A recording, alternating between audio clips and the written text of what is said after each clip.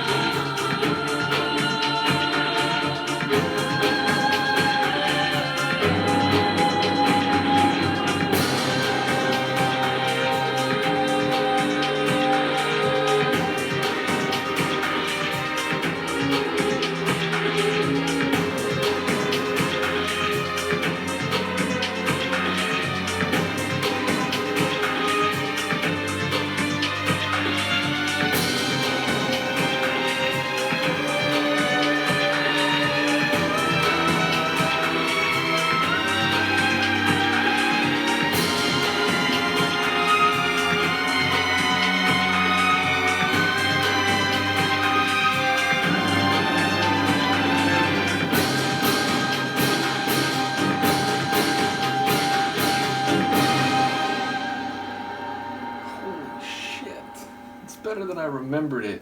I should have mentioned the operatic singing in advance, and yet I didn't remember the degree to which it was central to the track.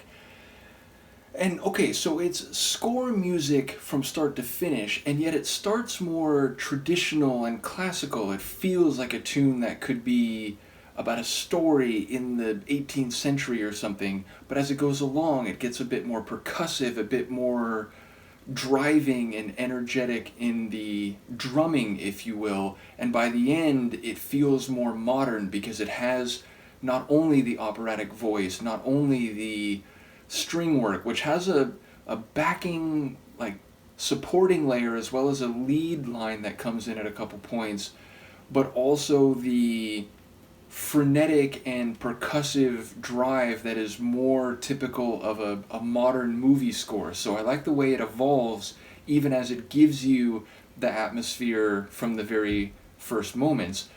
So yes, it fits perfectly because the operatic vocals, which I think it's just one singer, and I don't know the identity of her. I'll try to see if I can figure that out by the time I post this, or at least in the coming days. I'll do a little research, but I think it's one singer, but there's moments in the latter half where I feel like we're getting a dual layer, like a harmonization of two lines of her voice. Either way, there's a haunting character to her vocal delivery, and also you get a sense that this is a Shakespearean show when you hear this, meaning a lot of Shakespeare's works are tragedies. You know it's not going to end well, but the journey is more than worthwhile, and there are redeeming, or what's the right word? Certainly not heartwarming, but there are positive experiences and layers to the story that come across, even if the whole thing is very much described under the label of tragedy. So I think you get that in this track. You get a sense that this is a final stand by this character who is going to, again, exact retribution against those who caused such harm and were nefarious in what happened to her and her family to begin with, but also the righteous character of her conviction and her willingness to sacrifice herself if that's what it takes to bring justice in a way. So I think that all comes across in the composition, and just the writing, the vocal writing, the string writing, the percussive writing. I think it's very dynamic and powerful. So I was remembering this tune, but not nearly as good as it actually was in practice. So once again, shout out to Sumitomo Norihito. Shout out to all those who've been following these J-Drama score watch or reactions, not only Michaela, but also others who've commented. Dawn, I think Stuart commented on the most recent, or one of the most recent ones, one of the Lucky 7 score reactions I did. So anyone taking an interest in these, I really do appreciate it, because it's a part of my enjoyment going back many years now, but which now I have a platform, a forum to share with others and to introduce them to great music from great shows that for a long time I wanted to talk about with more people but was not really able to. So shout out to all of you. Let me know what you think of this one. I will see you next time. Peace.